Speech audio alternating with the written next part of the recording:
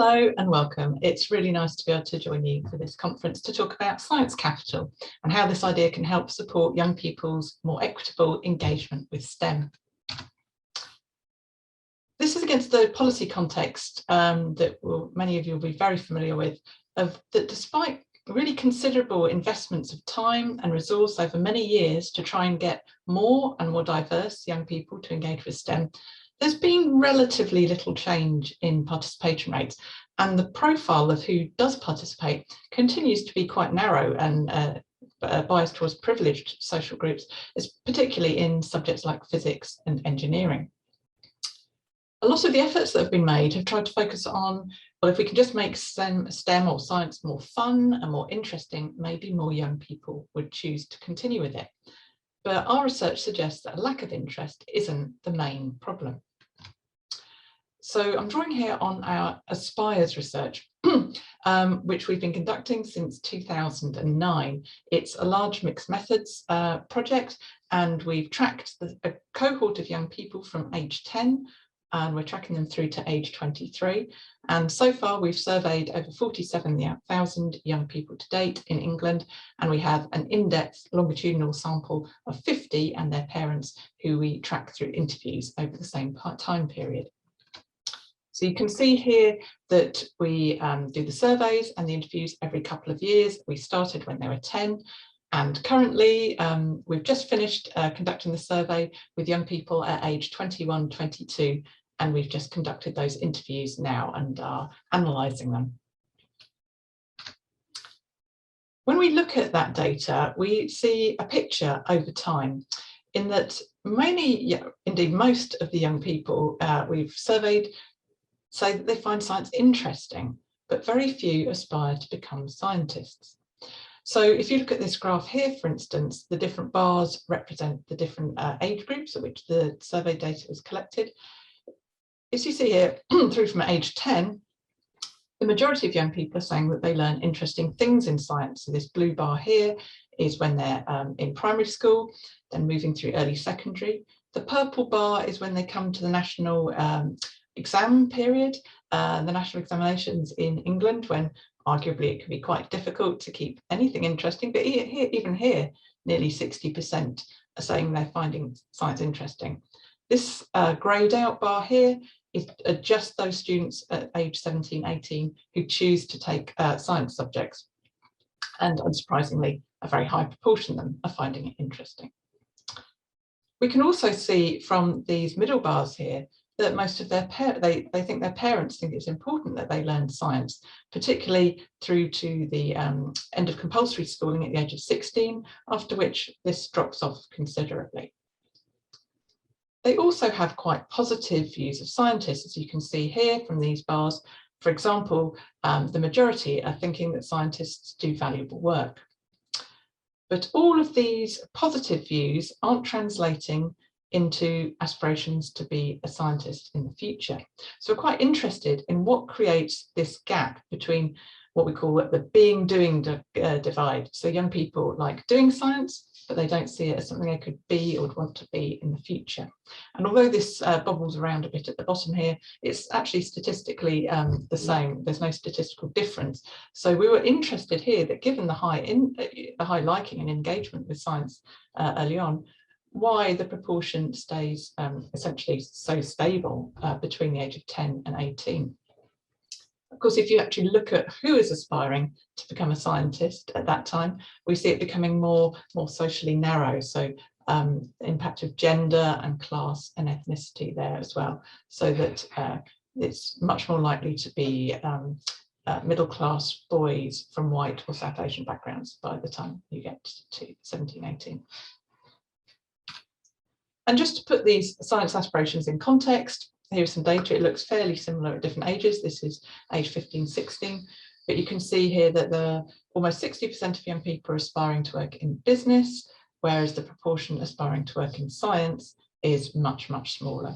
And just for comparison, engineering is here, and celebrity is over here. So in the Aspires project, we collected lots of data and we analysed it, and we tried to work out what were the main factors and things that are making a difference, that are shaping young people's trajectories in or away from science. And this figure here tries to summarize some of these. And if nothing else, the figure says it's very complex. There is no one single factor that determines whether a young person continues with science or STEM or not. There are lots of factors that intersect and all work to shape the likelihood that a young person will have a science identity, so will see themselves and be recognised by others as being a sciencey person, and or an aspiration or a choice to continue with it. So I'm not going to talk through all of these today, and you can find a full copy of our report via this link in the corner if you're interested. But I'm going to particularly focus on this one up here of science capital. So science capital is an idea that we developed in the Aspires project and extended through other work. And really, it's just a conceptual hold or a bag, a way of bringing together all the science-related resources that someone might have. And the more we found that in our research that the more a young person's science capital is recognised and valued within a particular setting, the more likely they are to aspire to and participate in post-16 science and to feel sciencey, to have a science identity. And we found that schools and other settings like science museums can make a real difference to what and whether young people's science capital gets recognised, leveraged and valued or not. So statistically, we can think about the sort of four main dimensions of science capital, but they kind of overlap with one another. So if we're using the analogy of a bag, you can think of these as the four pockets within the bag. So the first is science literacy, so what a young person knows about science. The second is their science-related attitudes and values, so how they think about science. We then have their out-of-school science behaviour, so what do they do when they're not in school that's related to science. And then finally, science at home. So particularly who you know, do they talk about science with friends and family? Do they get particular motivation from particular significant others to continue with science, and so on? And we found that the more of these sort of science-related resources and dispositions that young people have, so quote unquote, the higher their levels of science capital, statistically, they're more likely to continue into post-16 STEM. So for example, in our longitudinal sample, we found that 83% of those who continued with science or STEM after the age of 18 had these sort of higher levels of science capital, and around 80% of those who didn't and who'd never aspired to science had lower levels of science capital. We've also done some analyses to explore the extent to which science capital also relates to the other areas of STEM, so technology, engineering and maths.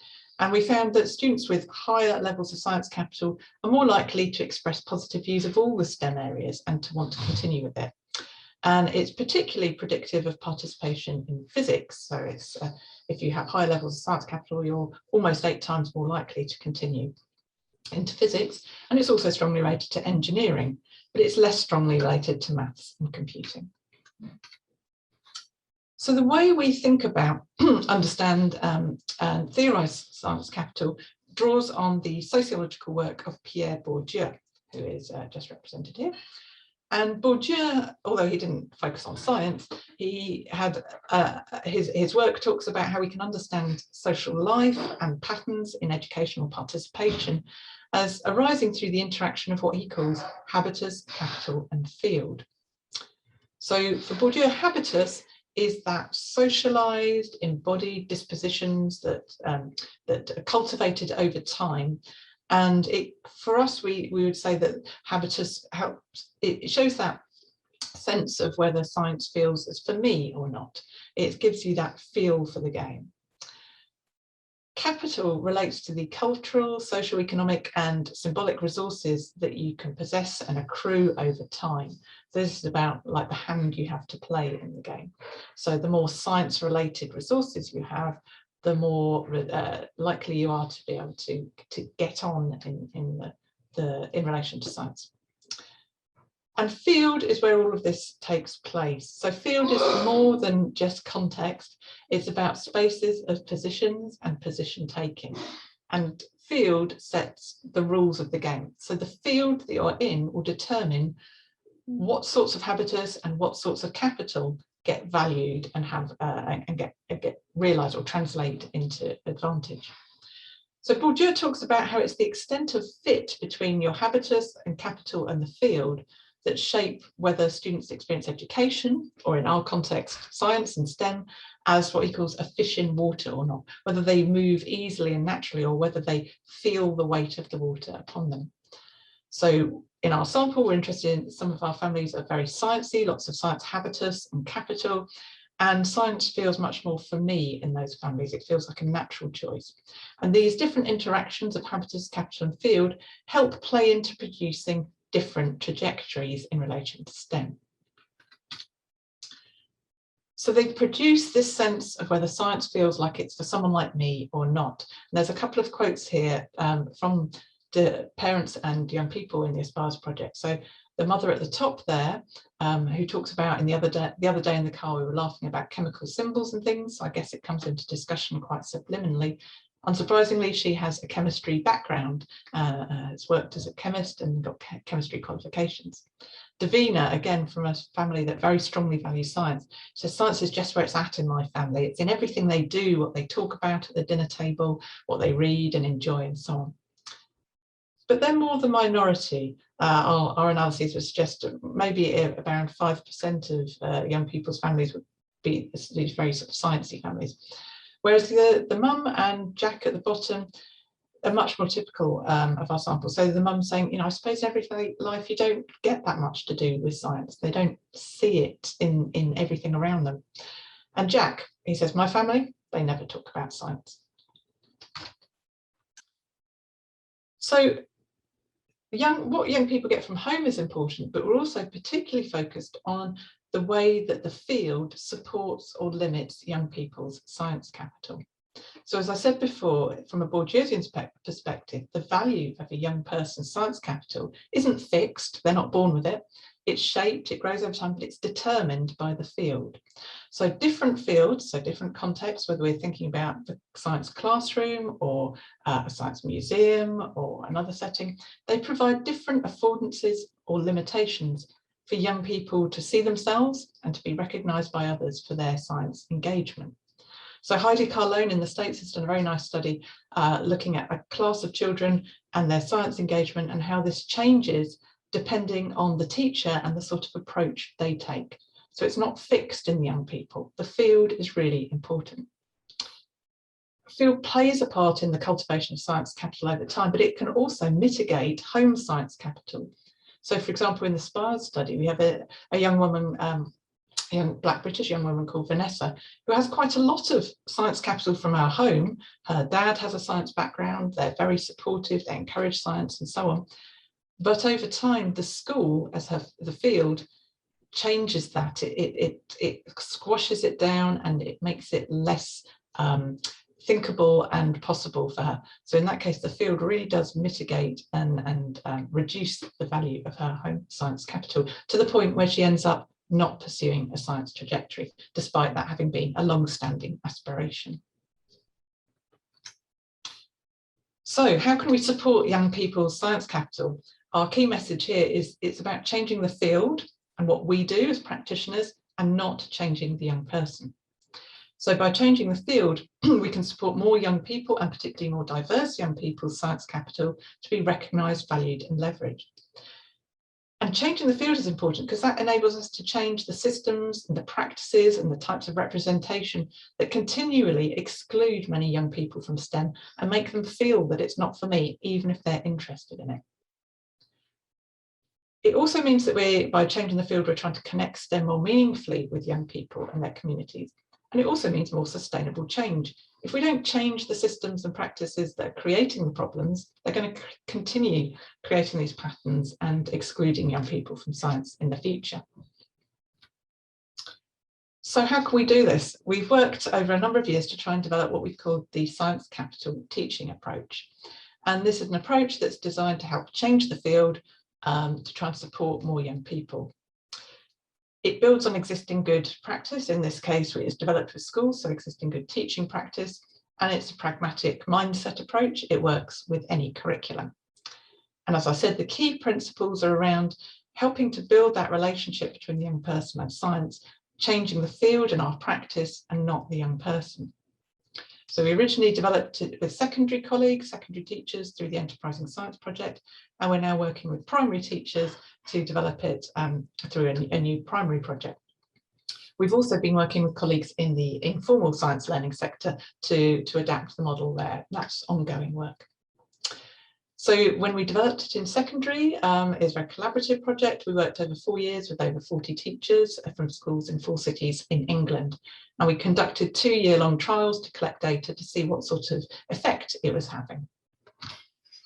If you're interested in our findings, we have an infographic that you can access from our website that talks about the sorts of changes that we saw. But essentially, we saw significant increases in young people's science capital, their engagement with science, and how connected and meaningful it felt to them, and how much science they were also doing out of school.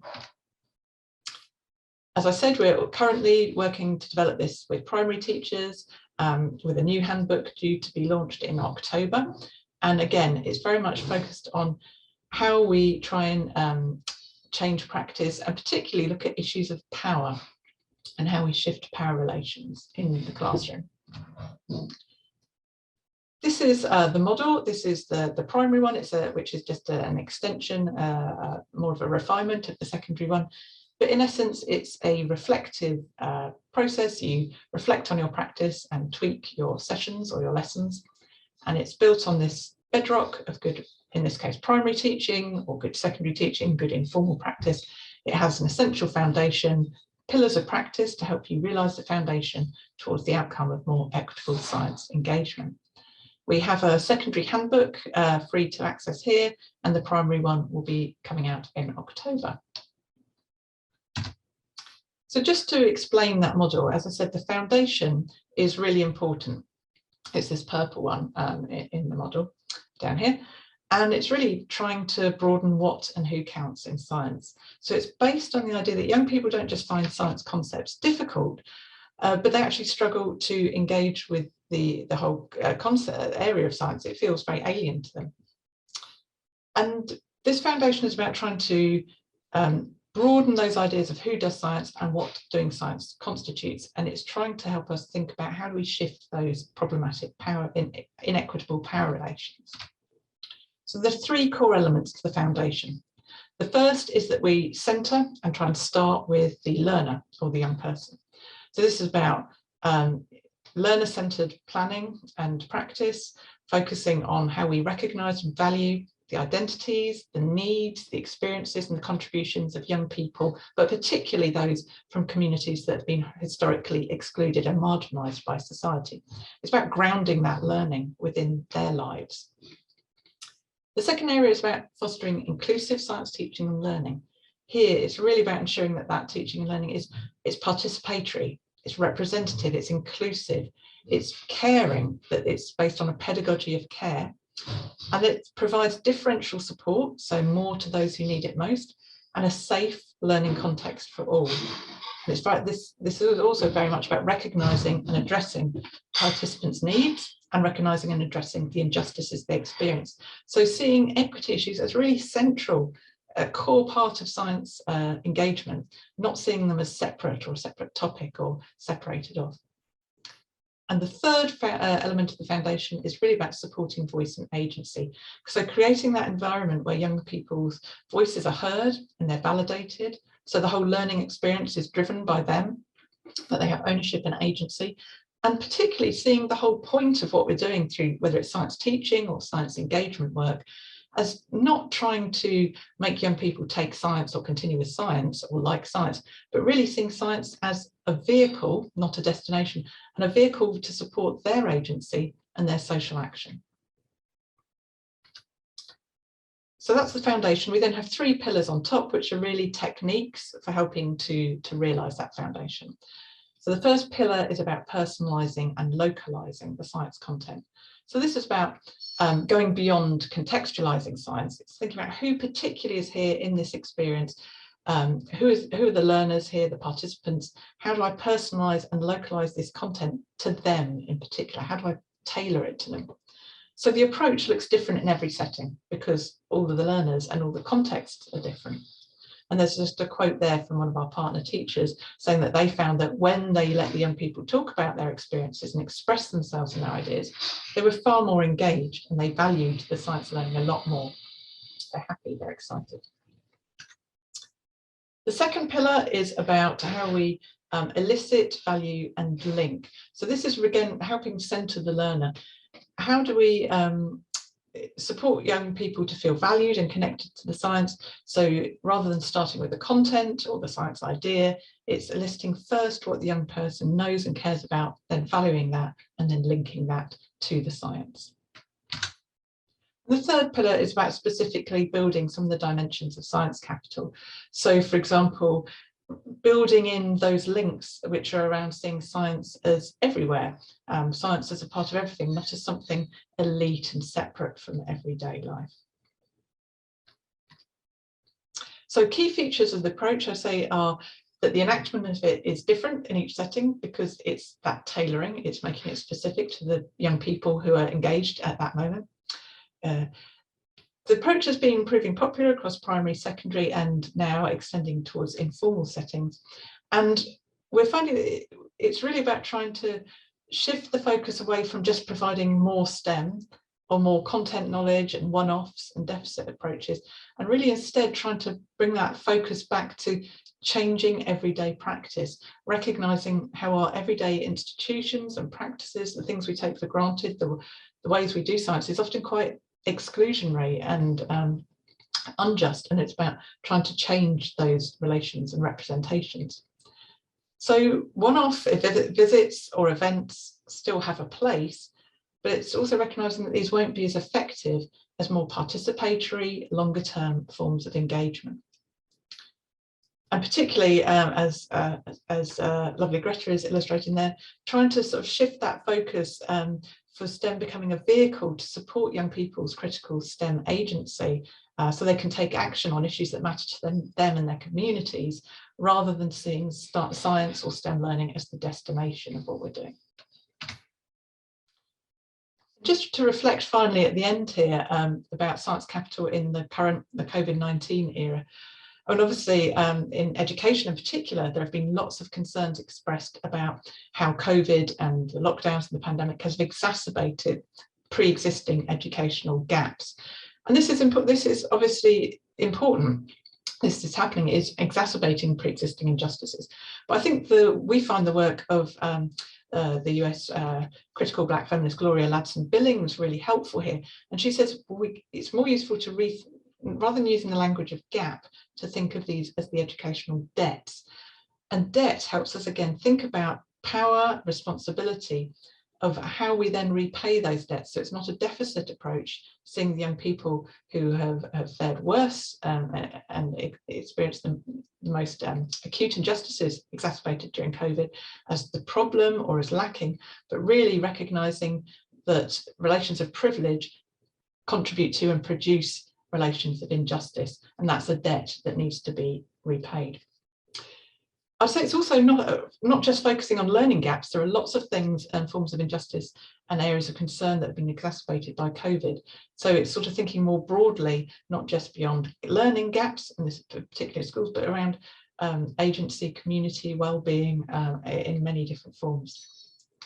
So really, we would see the COVID-19 era as telling us about really signposting us to the importance of putting equity and social justice at the heart of how we reimagine science education, science teaching and learning in both formal and informal settings going forward. And we hope that Science Capital can be one idea and one tool, forms of ways of approaching this, both in formal and informal settings, that can help us move forward, trying to use science as a vehicle for social justice rather than as a tool for reproducing injustices. So I shall stop there and thank you.